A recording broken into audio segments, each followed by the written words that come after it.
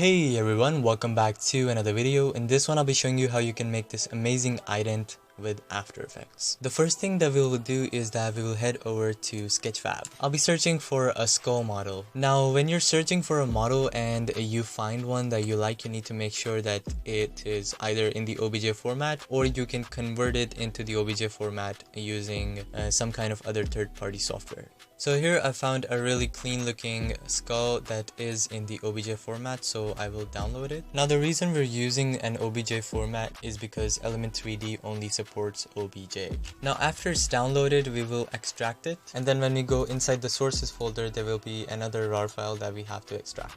In this one you will see the OBJ model and the textures. Now if the textures aren't here, you can also find them in the texture folder right here. The next thing we'll do is that we will head on inside of After Effects, and we will create a new composition. It is 1920 by 1080 and I will call this ident.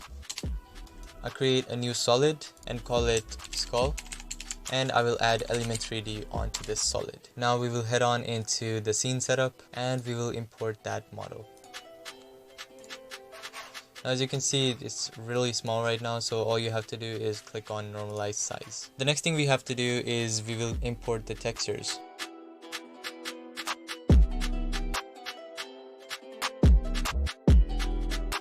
Now we have this skull right here imported inside of Element 3D. Now let's just press OK. The next thing we'll do is we will go into the render settings and enable ambient occlusion.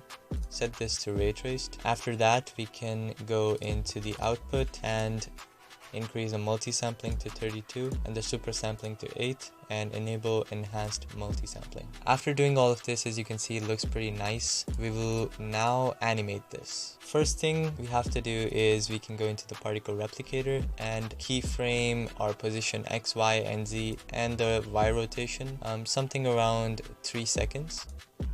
Now let's go to the start, send this back in Z space and maybe to the right side and set the Y rotation to 2. Now I'll easy ease these keyframes and I will go into the graph and set it to something like this. Now let's see how it looks. Hey, yo, Zaz, bump that shit up, man. It looks pretty good. Now the next thing that we can do to make this look interesting is that we can maybe have 2 more skulls come out of the sides. For that, we'll just duplicate this Element 3D layer and I'll cut this off from here. Remove these starting keyframes. Now I'll go forward to like 5 seconds and I'll send this back in Z space. Let's put this under the main layer and to the right like this, and the Y rotation I'll make it so that it's pointing outwards, maybe a little more back in Z space, just like that, and a little higher. And then let's apply the same kind of graph on this as well. And then let's go ahead and do this for the other side as well. And just to make it a little more dynamic, we'll make it so that the skull at the front actually becomes bigger as those move back. So I'll move this forward in Z space like that and make the graph the same as before. The next thing we'll do is that we will add some text to this, and we will add 3D text. For that, first of all, we will animate these skulls to move back and upwards to make space for the text. So let's go to 7 seconds, move this one back and move it up just like that, and then do the same for these as well. And let's copy these keyframes right here so it doesn't start the animation beforehand. Now let's make sure the graph is alright.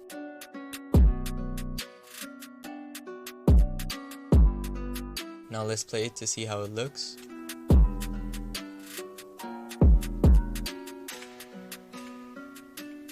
And it looks really good. The only thing that we do have to fix is there's some sort of flickering on this, which is caused by ray traced ambient occlusion. So we will just replace that with standard ambient occlusion and set the intensity to maybe 30. Let's do this for all of them. Now let's add the text, which will start appearing from 5 seconds all the way up to 7 seconds. Let's add a text, and I think this font is good enough. Let's make this invisible since we'll be using Element 3D, and let's add a new Element 3D layer and call this text. Let's go into the custom layers and add the Watts text. Now let's go into the scene setup and click on extrude, increase the bevel. Let's also add an environment. The links to the model and the environment is given in the description below. Now let's add some sort of reflective shader onto this text and maybe add this one. Alright, so now that we have this imported, let's go ahead and increase the quality through the output settings, and let's also enable ambient occlusion. Let's go into the group 1 particle look and enable multi-object. Now that we have enabled multi-object, let's go into the animation engine and enable that. Let's go ahead and set it to 100 at 5 seconds and 0 at 7 seconds. And let's apply the same graph that we did before. Let's go to the directional options and change the horizontal and vertical settings. Now let's see how it looks. Now this animation is a little too early, so let's move this forward. This does look a little bit stale, so let's add some sort of rotation to this. Let's use X rotation and rotate it like this. We have the basic animation and movement here. Now we will work on the effects. The first thing I'll do is that I'll start from working on the text. I'll add some deep glow onto this, increase the radius to maximum, go to input and increase the threshold. I will also decrease size of the text a little bit. There we go. The next thing we'll add s_raise. Let's increase the ray length to 1. Let's increase the threshold a little bit, and that looks pretty good. The next thing that we'll do is that we will start working on the skulls. First of all, let's go on to this top skull and let's duplicate this layer. Now what we'll do is that we will displace this by a few frames so that we can have a displaced animation. Just 1 or 2 frames should be enough. Now let's go ahead and add a tint to this bottom layer and make it a sort of purple color. And here let's make it bright pink. Let's duplicate this once more and displace it a couple of frames more, maybe just 1, and let's make this a darker pink, maybe a sort of purplish color. Let's go ahead and duplicate this once more, and now let's go ahead and take this into the blue hue. There we go. Now let's do the same for these other 2 skulls.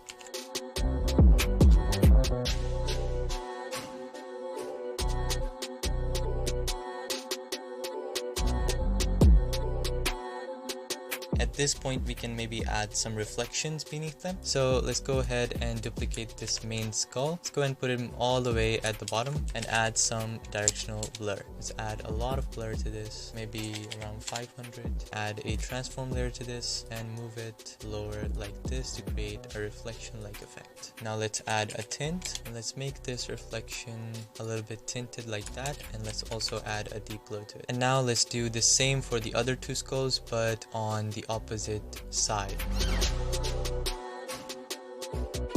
The next thing that we can do is that we can add some depth to this scene. So we can go to the skulls that are behind and we can add a little bit of blur to them.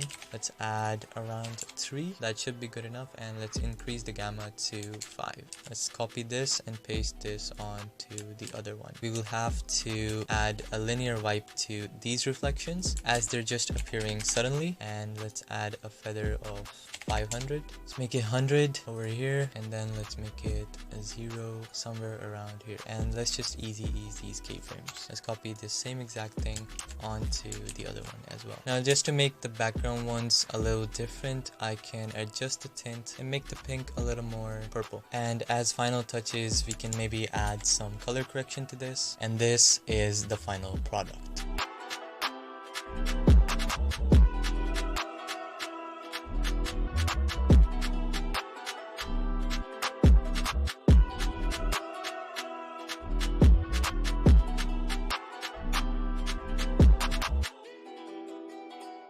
Okay guys, that is it for this one, and like I say every time, remember that whatever I made in this video is nothing too special. It's just there to provide you with a guide of how everything works and open up your mind to all the different possibilities, so you can use any kind of models, any kind of text you like, and any kind of effects to make your ident pop out more than others. Thanks for watching. I'll see you all in the next one.